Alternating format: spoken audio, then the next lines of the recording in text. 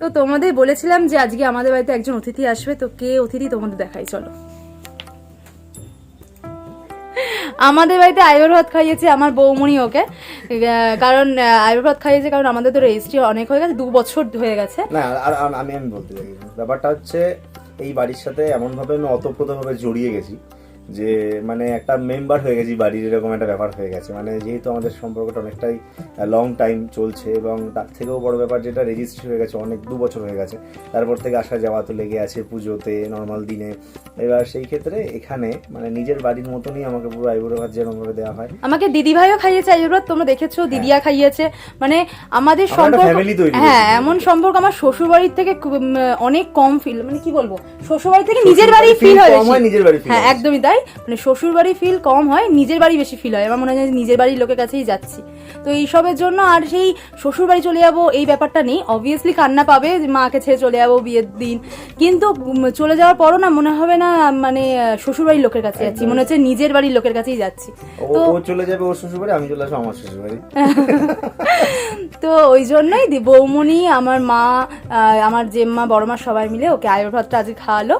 আর আজকে রবিবার, পরের রবিবার হচ্ছে আমাদের আসল আইবুড়ো ভাত, বাড়ির যেটা নিজেদের বাড়ির আইবুড়ো ভাত, তারপর সোমবার বিয়ে, ব্যাস আমি আসবো তোর মাথায় দিয়ে। তো এবার থেকে যেগুলো তোমাদের ব্লগ দেবো, আমাদের খুনসুটি মুনসুটি অনেক কিছু আছে। যদি আমি অনেক আগে থেকে চ্যানেলটা স্টার্ট করতাম তোমাদের সব দেখাতাম, কিন্তু সেটা তো আর হয়নি, রিসেন্ট আমি স্টার্ট করেছি, তো এবার তোমরা সব কিছু দেখতে পারবে। এই যে প্রীতমের জন্য সব রকম সাজিয়ে দিয়েছে আমার মা, আর সকাল থেকে সব রান্না বৌমনি করেছে। আর 5 রকম ভাজা, 5 রকম নয়, প্রীতমকে এখানে 7 রকম দেওয়া হয়েছে। এই ভাজাটা বড় মা করেছে, আর মা করেছে পায়েসটা দিয়ে, মা সুন্দরভাবে এখানে সাজিয়ে দিয়েছে। আর প্রীতম এখানে বলছে শ্বশুর বাড়ির আইবুড়ো ভাত বলে হাসাহাসি করছে। তারপর প্রীতমকে সবাই একে একে আশীর্বাদ করেছিল, সেই ভিডিও আর ফুটেজ আমার কিছু নেওয়া হয়নি জানো তো, ওই জন্য তোমাদের সঙ্গে শেয়ার করলাম, মানে করতে পারলাম না।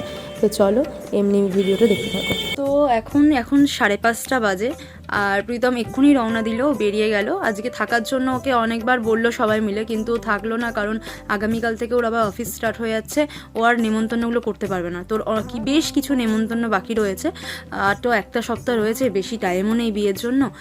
তাই বললো মা আজকে থাকা যাবে না, আর সবাই আটকাচ্ছিল, আর একটু হাসাহাসি হলো সবাই মিলে যে আজকে যাচ্ছি, আবার পরের সোমবার আসবো মেয়েকে নিতে, এইসব নিয়ে একটু হাসাহাসি হলো। আর ও মানুষকে হাসাতে, মানুষকে এন্টারটেন করতে খুব ভালো পারে।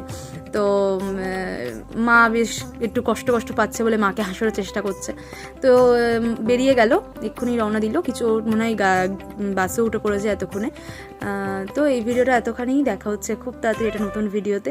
আর আজকে আমাদের ধুবুলিয়া যাওয়ার কথা আছে, বেশ কিছু কেনাকাটি করতে।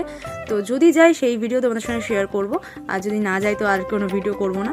তো আজকে ভিডিওটা এতখানি, দেখা হচ্ছে খুব তাড়াতাড়ি এটা নতুন ভিডিওতে। আর যদি ভিডিওগুলো আমার ভালো লেগে থাকে, সাবস্ক্রাইব করতে কিন্তু চ্যানেলটা একদমই ভুলবে না, কারণ আগামী দিনে অনেক ভালো ভালো ভিডিও তোমাদের দেওয়ার চেষ্টা করবো। তো চলো, টাটা।